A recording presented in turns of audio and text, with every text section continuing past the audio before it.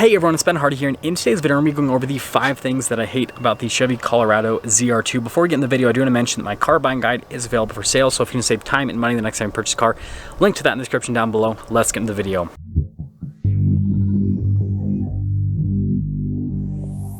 Okay, so the first thing has to do with the fact that this truck is kind of outdated. Okay, I had to make this as a point, so let's kind of just get into all of it. So first off, you can see certain elements here on the exterior definitely need redesigning. First off, with the headlights.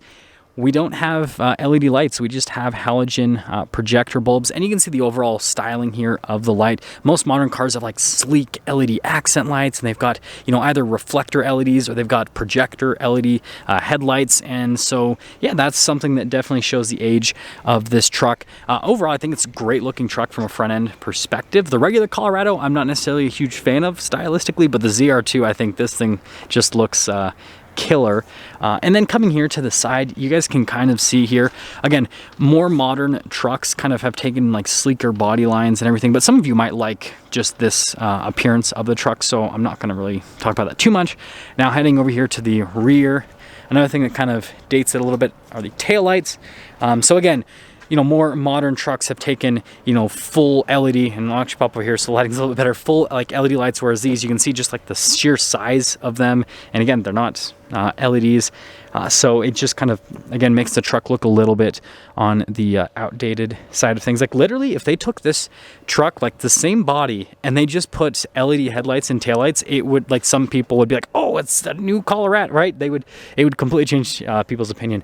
And then the interior also shows, like, so I mentioned in the 5 things that I love about this truck that this interior is super easy to clean and is super practical, but you know, from a stylistic perspective, it's not necessarily exciting in any way, especially like, look at the door panel. Again, other, you know, more modern trucks have taken, you know, at least fun style cues in the rear. They do like crazy contrasted stitching. This has contrasted stitching, but you know, it's, you know, there's not like any crazy colors happening. Or even just look like the new Silverado with the door panel on that. So that's another thing that kind of shows it. And then popping here, same thing here with the front door panel.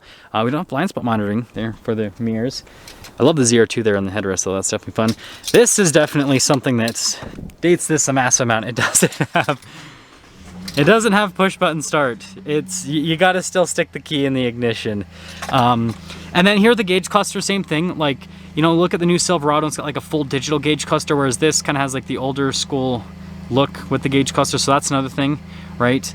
And then infotainment system, again, the new, like, Silverado has the big 12-inch infotainment system, whereas this has a little infotainment system, but this touchscreen's super responsive, and I feel like it's modern looking enough that, like, I don't have any issues with it.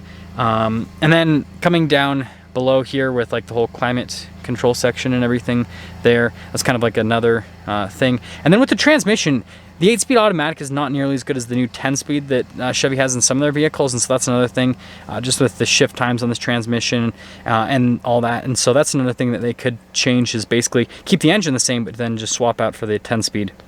So the number 2 thing has to pertain to the leaf springs. Okay, I'll make this a pretty quick point because I did make a video on my second channel about my beef with leaf springs, but the Colorado still uses leaf springs. Now, to be fair, most mid-size trucks still use leaf springs, but I think they need to go away from it because mid-size trucks don't need to have as high of a payload capacity as full-size trucks. And there's a bunch of full-size trucks that use coil suspension. The new Tundra uses coil suspension.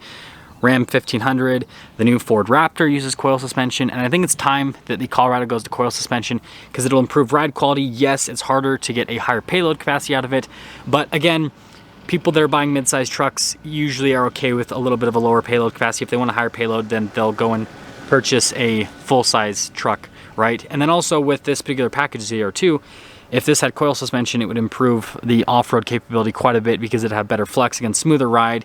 And so, yeah, I think that's something that Chevy should look into doing, is switching over to coil suspension for the Colorado.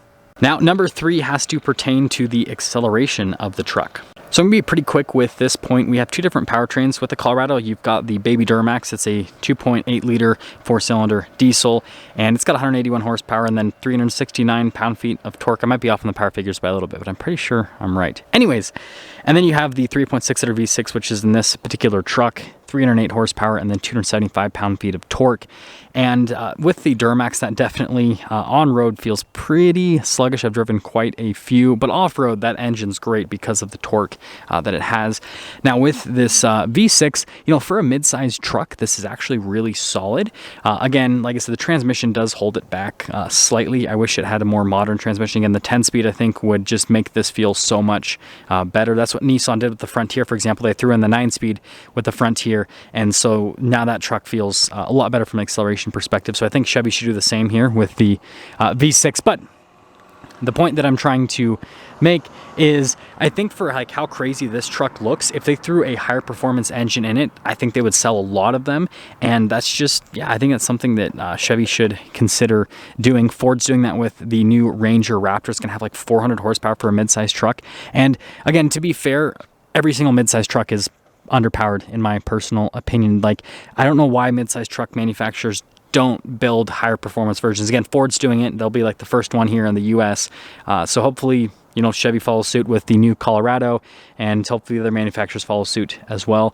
So, I mean, compared to the competition, this has like the highest, well, second highest horsepower rating, because I think, yeah, the Nissan Frontier is 310. This is 308. So this is, it feels the same acceleration wise as the Frontier. So it's, you know, competitive with the segment, but, you know, Chevy pushes the limits with certain cars, so why not push the limits here with the Colorado, right? Now, the number 4 thing has to pertain to the camera system on this truck. Gotta put the key in. Let's pop it right into reverse. Okay, so here's a backup camera. Why should I complain about this? Because it's got great resolution. It's got a trailer mode, right? It seems like it's got a lot going for it. Here's the issue. I think this should have a full 360 camera system, especially being an off-road package, or at least a front camera, right? The Jeep Gladiator, you can get a front camera on that. And so I think that that would just greatly improve the practicality of the Colorado. Like the new Silverado ZR2 has this cool 360 camera system. You have like cameras on the wheels, everything. So like you literally can spot yourself off-road with that truck. Whereas this, if you're not super familiar with the trail, you're just gonna have to like kind of, you know, count on that 10 inches of ground clearance and hope that it gets you through, right? So I definitely do see that as a slight downside with the truck, is the fact that it doesn't have a more advanced camera system, basically. And so I think that's something that, you know, hopefully in the new Colorado, Chevy changes. Now, the 5th and final thing has to deal with the wireless phone charger. Boom. Okay, so here in the interior, again, we've got the wireless phone charger. Why would I have beef with this? Well, again, I've got an iPhone 12 Pro. It's not the biggest version of the iPhone. I have a case on it. Doesn't fit. Also, hello, Elise.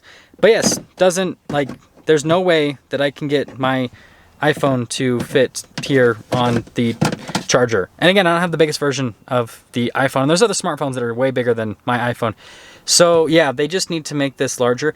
Now, to be fair, I have been able to charge my phone. I have to like awkwardly, like this is how I have to charge it. I have to like awkwardly kind of angle it, and I have to fiddle with all the time, and then it'll like kind of charge the phone sometimes, and then sometimes it'll stop charging, so I'll have to like fiddle with it, pick the phone up, and yeah, it's annoying. I can't just set the phone down and let it charge.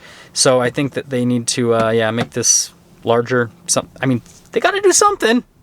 Now, before we end today's video, I do want to go over a couple of things. So first off, I think that a lot of my complaints are going to be fixed once the Colorado is redesigned. So it sounds like we're going to have a new Colorado for the 2023 model year. So that means we'll also have a new ZR2. And so we'll see exactly what Chevy ends up doing from a powertrain perspective, interior perspective, exterior perspective. But I bet a lot of my complaints are just not going to be relevant anymore once they get the new truck out. So I do want to mention that. And again, we just have to understand this truck has been out for quite some time. And so like a lot of things like wireless phone charger and everything had to be like jerry-rigged to let, like that the Colorado, this version, the Colorado wasn't built with the intention of having a wireless phone charger. And so the new version will be. And so I'm sure, again, like I said, a lot of my complaints I think won't be relevant once the new Colorado comes out, except for the leaf spring complaint. I have a feeling there, because they still use leaf springs on the Silverado, so I'm sure they're still going to use leaf springs on the new Colorado. And so a little bit sad about that. But other than that, it's still a great truck. Again, I made a video about the 5 things that I love, so go watch that video as well. It seems like people focus on the hate video more than the love video, which I guess that's just how the world works. Anyways, if you're shopping for the first time, please subscribe. I'll see you guys.